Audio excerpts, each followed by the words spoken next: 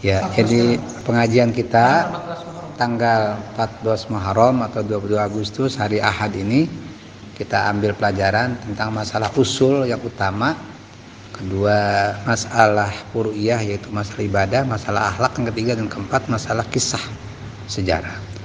Khusus meruncing pada masalah sejarah, kita bahas sedikit di pengajian ini tentang asal usul adanya bendera merah putih. Ya, kita ambil diantaranya di buku Api Sejarah karya Profesor Ahmad Mansur Suryanegara, dan beliau masih hidup dan sekarang usianya sudah 90 tahun. Ya, ini Masya Allah buku beliau ini di zaman Pak Harto ini tebal banget, dua jilid. Ini tidak boleh beredar ini buku ini. Jadi buku sejarah yang insya Allah kalau dipelajari ini menjadi semangat umat Islam untuk tetap mempertahankan kemerdekaan. Ini buku beliau bisa dilihat di buku yang pertama itu tentang sang saka merah putih bendera Rasulullah SAW di halaman 524 dan seterusnya.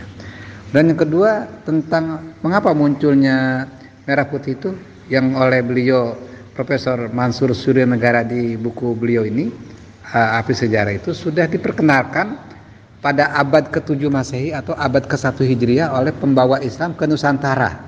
Masya Allah, diantaranya mereka dengan cara budaya, diantaranya kalau ada orang yang menyambut kelahiran itu pakai bubur putih dan bubur hitam Pak ya.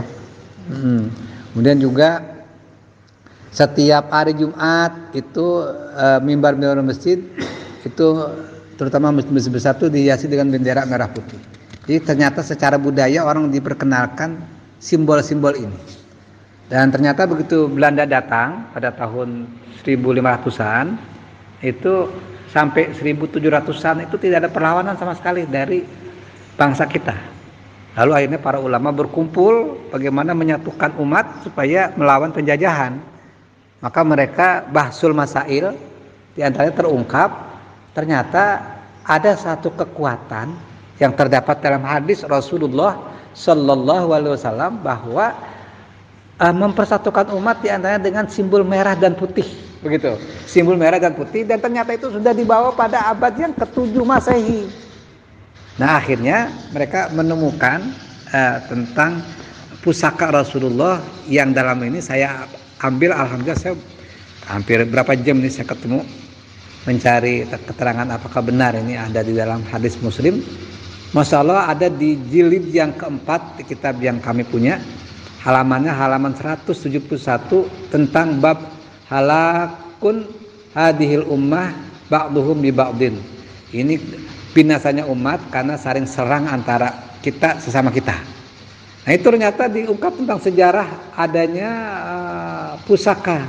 Dinyatakan di sini wa inna ummati saya belugu mulkuha ma zuyali minha wa utitul al kanzain al ahmar wal abyad. Masya Allah.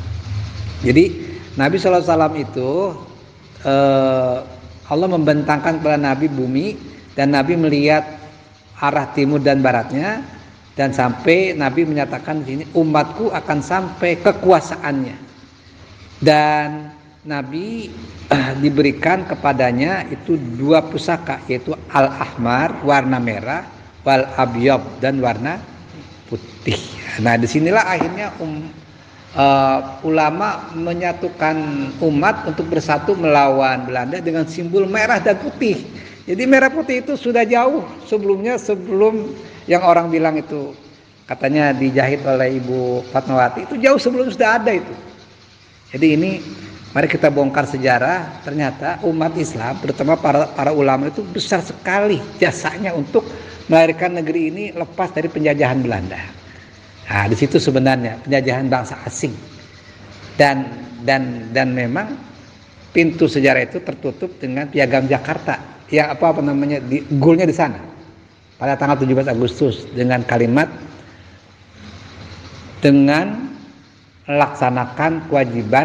dengan kewajiban melaksanakan syariat Islam kepada pemeluk-pemeluknya. Jadi kalau syariat Islam itu diberlakukan di negeri ini, nggak mungkin ada korupsi. Nggak mungkin yang namanya perzinahan, nggak mungkin yang namanya pembunuhan seperti sekarang ini, nggak mungkin kerusakan seperti yang terjadi hari ini. Masya Allah, inilah sebuah pelajaran bagi kita. Ayo kita. Allahu a'lam bishawab. Assalamualaikum.